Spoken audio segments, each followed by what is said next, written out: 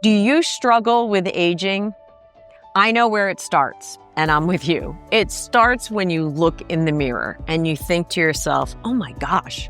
Some days I think, who is that person looking back at me? Where did all those wrinkles come from?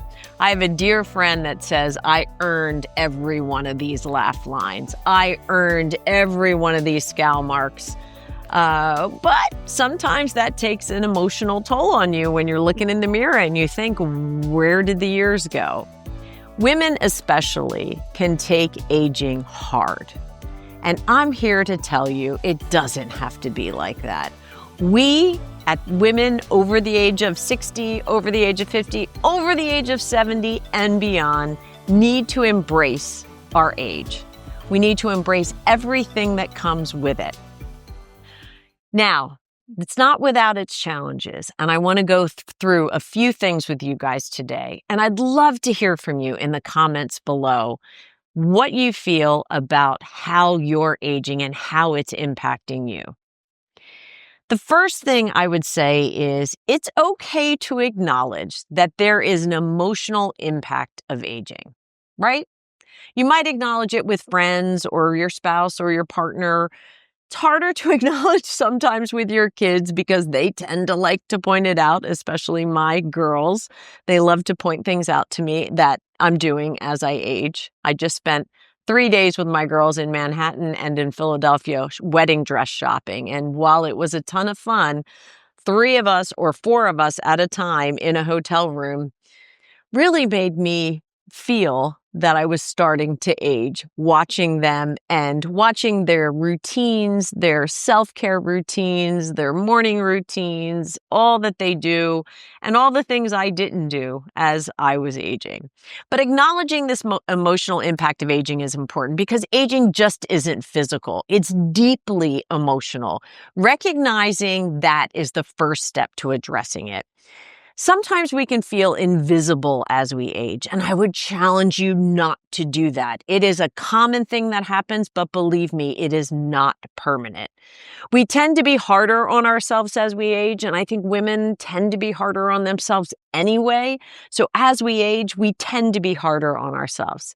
And listen, it's a fact. Hormonal changes can really push forward emotional struggles. The highs, the lows, the hots, the colds. I mean, my hair is up today because I'm having a hot day. You guys know what I mean by that. The social narrative around aging is often negative, and we need to, with confidence, begin to flip that for ourselves and for each other. You know, accepting your emotions and then move past them is something that I would say aging requires because it does take that emotional toll. I would suggest you have some self-compassion.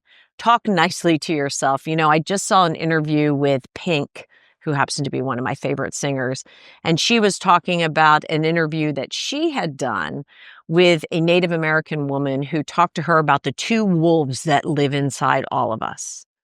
Listen to this. So if you're a woman and you're aging and you know you have 2 wolves inside of you, one of those wolves is the wolf of self-despair, negative narrative, unmotivated, angry, hormonal, as they say. But the other wolf that you could feed is full of joy and happiness and motivation and gratitude. And this woman asked Pink, knowing that you have 2 wolves inside of you, and especially inside of you as you age, they get bigger and bigger. She asked her to think each day, which wolf are you feeding? So I challenge you on this emotional impacting of aging. I challenge you to think about which wolf you're feeding. The second thing is, really, as we age, your body changes. We need to focus on our physical well-being. And you can do that to make sure you feel your best. First thing I would say is start small. Add movement to your daily routine. Just move your body. Get up and walk 10 minutes one direction and 10 minutes back. After a week, go 20 minutes one direction and 20 minutes back. Or sign yourself up for a gentle yoga class, or sign yourself up for a Tabata class, or do something at home with an app on your phone.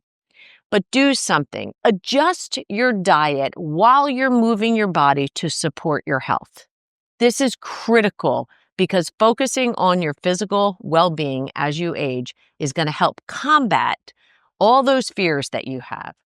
Don't underestimate the power of sleep while you're focusing on your physical well-being and your nutrition, right? So first we took the mindset of aging. Now we're talking about physical well-being. Now we're talking about nutrition, and we're talking about moving your body. And don't forget about sleep. For many years in my life, when I was a working mom with a blended family of 6 kids, I can probably tell you if I got 5 hours of sleep a night, probably 0 REM and 0 deep sleep, most of it light sleep, I called that a win. It's just not how we need to be living in this phase of life. Sleep is important. And through all of that, in that bucket of physical well-being, consistency is going to be your friend. Whatever you do, be consistent doing it. I started a cleanse in January where I ate no sugar, no starch, and no alcohol. I had to meet my body weight in grams of protein a day and drink 144 ounces of water a day. I did that for 30 days. I was consistent for 30 days. And I have to tell you something. I never felt better. I didn't have those aches in my joints, my hips, my shoulders. I slept really well. I was ready to get up in the morning and be active. I was alert. I was aware. I was full. My body was being fueled appropriately, and I was consistent. So in that bucket of physical well-being, consistency rules. The next bucket is let's rewrite the narrative about aging.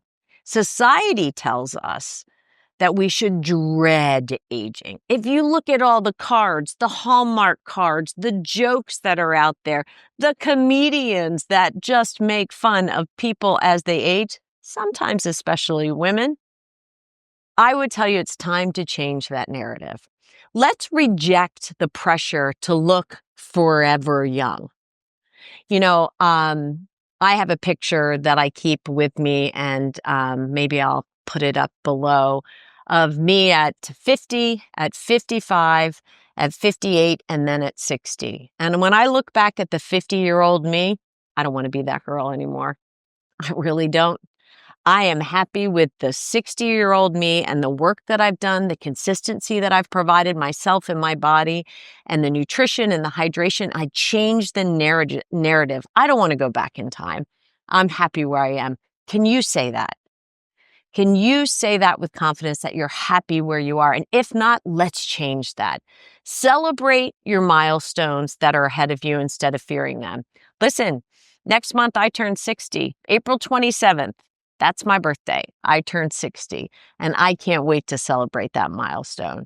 We also need to consider the challenge that we're faced with media and stereotypes.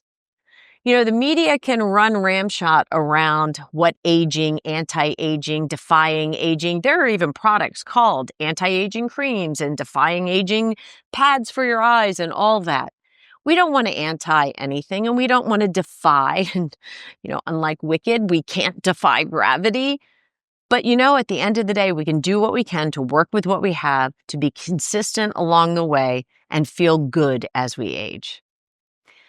I would suggest you be the role model, right? So think back to that younger version of you. Are you the role model that younger version of you should have, could have, or would have looked up to? If you're not, make the change. If you are, keep going and empower others. Remind yourself that you're growing, not fading. We are not going to become invisible. The next thing I would say, connect with a purpose, right? So the truth about aging is many women lose their sense of purpose when they're done being moms, they're done being at home, they're done in their corporate career, they're done leading teams.